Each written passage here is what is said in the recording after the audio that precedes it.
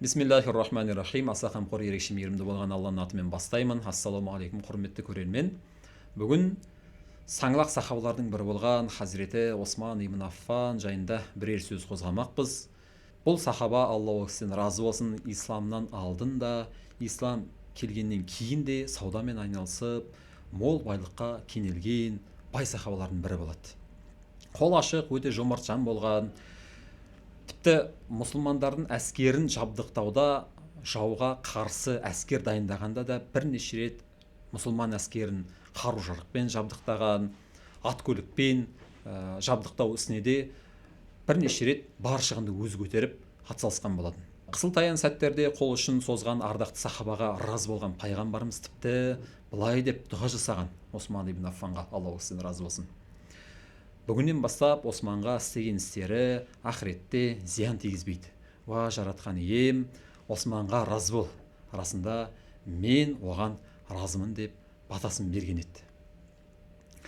Хазіреті Осман, Алла оған разы болсын, тіпті халифа болып тұрған кезінде мынадай бір оқиға өткен.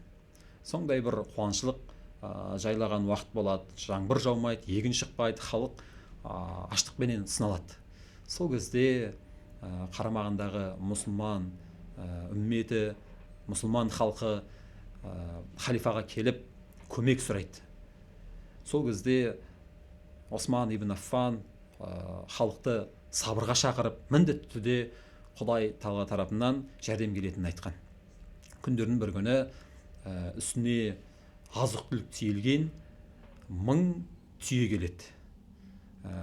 Бұны көрген Хазіреті Осман, Алла оған разы болсын, барлық керуенді дүниесімен бірге сатып алып, Мәдина халқына таратып үлестіріп береді.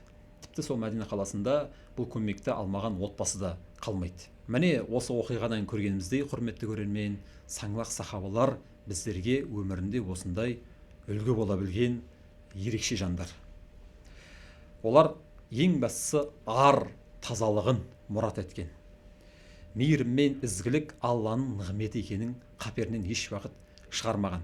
Тіпті қарап отырсақ, халифалық қылған, ел тізгінін ұстаған кездің өзінде де халықтың қазынасына қол сұқпаған ағайын.